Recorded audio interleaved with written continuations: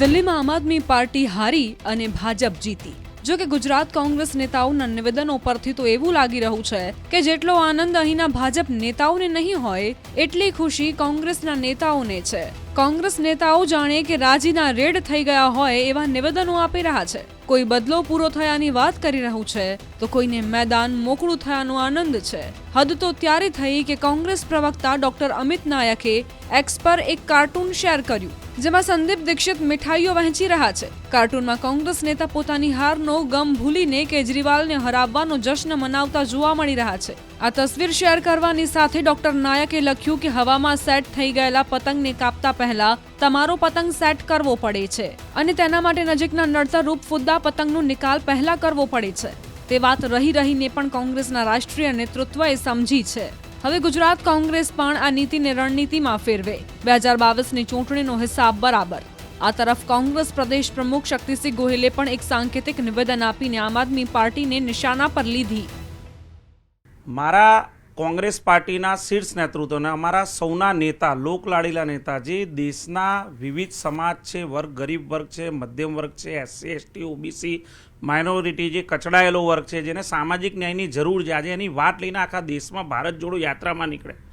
આજે મારા સન્માનીય નેતાને કોઈ પણ રાજકીય પક્ષના પ્રાદેશિક આગેવાનો એમના સ્ટેટમેન્ટને જો ફાલતુ કે જેવી રીતે ગુજરાતના આપના પ્રવક્તાઓએ નેતાઓએ રાહુલ ગાંધીના સ્ટેટમેન્ટને ફાલતુ કીધા, તો એક કોંગ્રેસના કાર્યકર તરીકે અને એક કોંગ્રેસના જવાબદાર વ્યક્તિ તરીકે મારી સૌથી પહેલી ફરજ છે કે મારા રાષ્ટ્રીય નેતાના રક્ષણ માટે અને એમણે જે પહેલ કરી છે એને સુરક્ષિત કરવા માટે આવા લોકોના સ્ટેટમેન્ટને વખોડવા અને એમનો જે અસલી ચહેરો છે બહાર લાવો।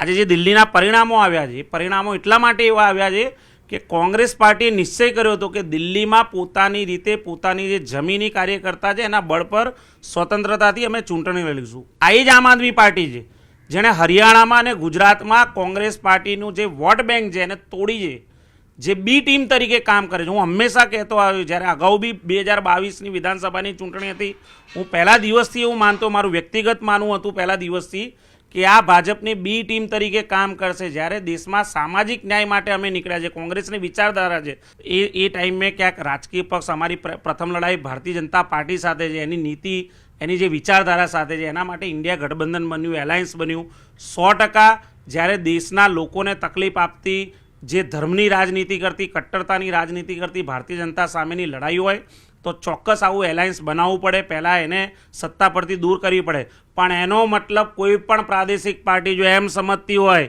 કે અમે કોંગ્રેસને બ્લેકમેલ કરીશું, અમે કોંગ્રેસ પાર્ટીને દબાઈ દઈશું અને કોંગ્રેસની જે મૂળભૂત વિચારધારા છે, જે ગરીબ, પછાત, શોષિત વર્ગને સામાજિક ન્યાય આપવાની, એમાં ક્યાંય કોઈ ડિસ્ટર્બન્સ ઊભું કરવાનો પ્રયાસ કરશે તો અમે પરિણામોની ચિંતા નહીં કરીએ। હાર મળે કે જીત મળે, કોંગ્રેસ પાર્ટી તેની વિચારધારા પર અડગ રહેશે।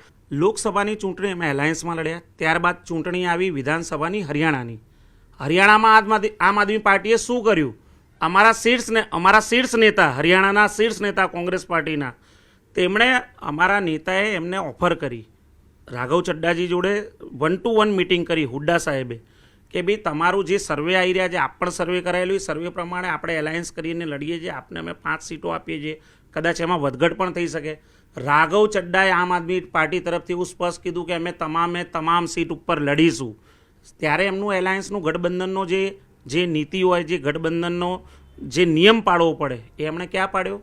ગુજરાત ચૂંટણીની વાત કરીએ, હું પહેલા દિવસથી કહેતો હતો, ગુજરાતમાં વર્ષોથી કેટલી પ્રાદેશિક પક્ષો ગુજરાતમાં બન્યા, ગુજરાતના મતદારોએ તેને નકારી છે। ગુજરાતમાં ફક્ત 2 જ પક્ષ છે, એક ભારતીય જનતા પાર્ટી અને એક કોંગ્રેસ પાર્ટી।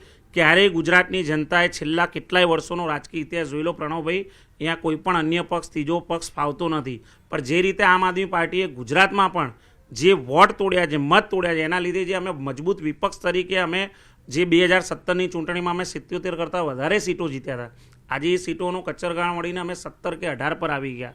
એમાં પણ ભારતીય જનતા પાર્ટી, આમ આદમી પાર્ટીના કારણે તમે સીટો હાર્યા। ચોક્કસ પ્રણવભાઈ, મારો એક જવાબદાર પ્રવક્તા તરીકે, એક જવાબદાર રાજકીય વ્યક્તિ તરીકે અમે પણ આંકલન કરી છે, અમે પણ આંકડા લઈને બેસી છે। પરિણામો બાદ કોંગ્રેસ પાર્ટી અને ભાજપની સીધી લડાઈ હતી। જે સત્તા મળેલી ભારતીય જનતા પાર્ટી હરિયાણામાં 39.8 વોટ લાવી, જેને ટોટલ મત મળ્યા 39.8 પ્રણવભાઈ, સામે કોંગ્રેસ પાર્ટીને 39.3% વોટ શેર મળે, 0.5 વોટ શેરથી અમે હારી ગયા। કારણ કે આમ આદમી પાર્ટી તમામે તમામ સીટો પર ચૂંટણી લડી, ત્યારે ગઠબંધનનો ધર્મ કેમ ના નિભાવ્યો? ફક્ત 0.4 0.5 વોટ શેર માટે તમારા પક્ષ સત્તામાં આવતો રહી જાય તો એવા પક્ષને જે મદદરૂપ થતી જે ટીમ હોય એને અમે બી ટીમ જ કહીશું ને. તો એવી બી ટીમ સામે હું એમને ફુદ્દા એટલા માટે કહું છું કે હું મારું એક્ઝામ્પલ એટલે સેટ કરું છું પ્રણવભાઈ કે જ્યારે હવામાં સેટ થયેલો પતંગ છે. ભારતીય જનતા પાર્ટી, હું ગુજરાતની વાત કરું, અન્ય કેટલાય રાજ્યો છે, અહીંયા ગુજરાતમાં 30 વર્ષોથી ભારતીય જનતા પાર્ટી પૂર્ણ બહુમતીથી સત્તામાં છે. એટલે એક સેટ થઈ ગયેલો પતંગ છે, હવામાં સેટ થઈ ગયેલો પતંગ છે. તમારે હવામાં સેટ થઈ ગયેલા પતંગને કાપવો હોય તો પહેલાં આપણો પતંગ હવામાં સેટ કરવો પડે. મારો પતંગ હવામાં સેટ ત્યારે જ થશે જ્યારે આજુબાજુના ફુદ્દાને હું નિર્દયતાથી કાપી નાખીશ અને ફુદ્દાઓને હું કાપીશ ત્યારે મારો પતંગ હવામાં સેટ થશે. મુદ્દા કોણ છે? જે આવા નાના નાના પક્ષો જે વોટ શેરમાં ભાગ પડાવે, જે લોકો બી, સી અને હવે તો ઝેડ સુધીની ટીમો બને છે.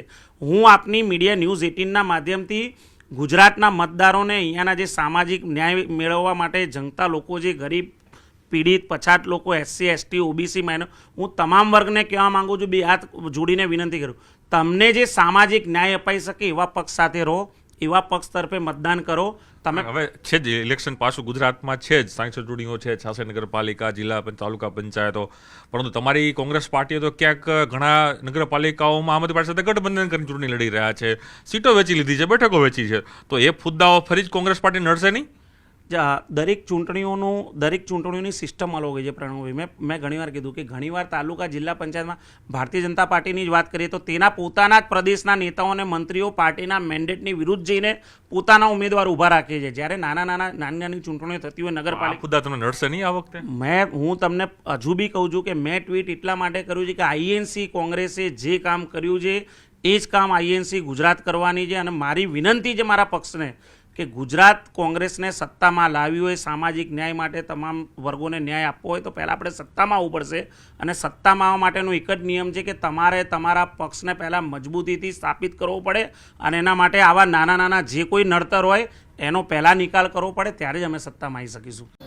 દિલ્હીના પરિણામો આવ્યા, આપણે હરિયાણામાં જીતતા હતા, આપણે ઈચ્છતા હતા બધા સાથે રહે, ત્યાં કશું જ નહોતું. આમ આદમી પાર્ટીએ ત્યાં ઉમેદવારો રાખ્યા, ભારતીય જનતા પાર્ટી છે દિલ્હીમાં એકલા હાથે લડવા ગયા. જનતા જનાર્દન નિર્ણય કરતી હોય છે, આપણા હાથમાં નથી. અને એ કેજરીવાલજીને પણ હરાવી દીધા, આમ આદમી પાર્ટીને પણ ત્યાં